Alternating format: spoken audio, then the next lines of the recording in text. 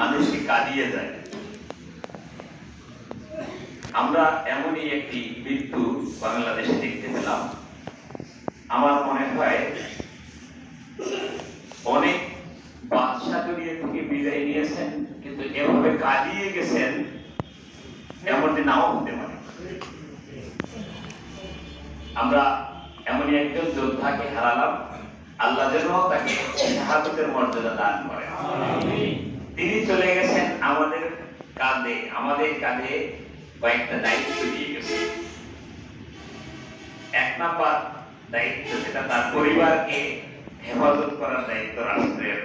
এই মুহূর্তে তাকে তার পরিবারকে ভরণ পোষণ দেওয়ার সার্বিক দায়িত্ব রাষ্ট্রকে গ্রহণ করতে হবে। তাদের যে আকাঙ্ক্ষা ছিল বৈষম্য মুক্ত বাংলাদেশ, দুর্নীতি মুক্ত বাংলাদেশ, চাঁদা মুক্ত বাংলাদেশ, টেন্ডার মুক্ত বাংলাদেশ, এই দায়িত্বগুলো কিন্তু ওসমান হাদি আমাদের ঘাড়ে চাপিয়ে দিয়েছেন। আমরা যেন তার এই দায়িত্ব, তিনি যে দায়িত্বটা আমাদের ঘাড়ে দিয়ে গেছেন, আমরা যেন তার এই রেখে যাওয়া দায়িত্বটাকে যথাযথ পালন করতে পারি।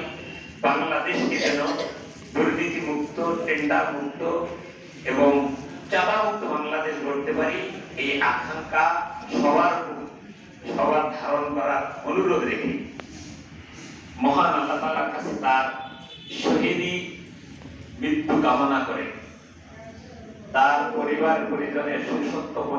পরিজনের প্রতি সমবেদনা কামনা করে। আল্লাহ যেন তাদেরকে উত্তম ধৈর্য ধারণ করার তৌফিক দান করেন। এতটুকু কথা বলে আমি আমার বক্তব্য শেষ করছি। আসসালামু আলাইকুম ওয়া রাহমাতুল্লাহি ওয়া বারাকাতুহু।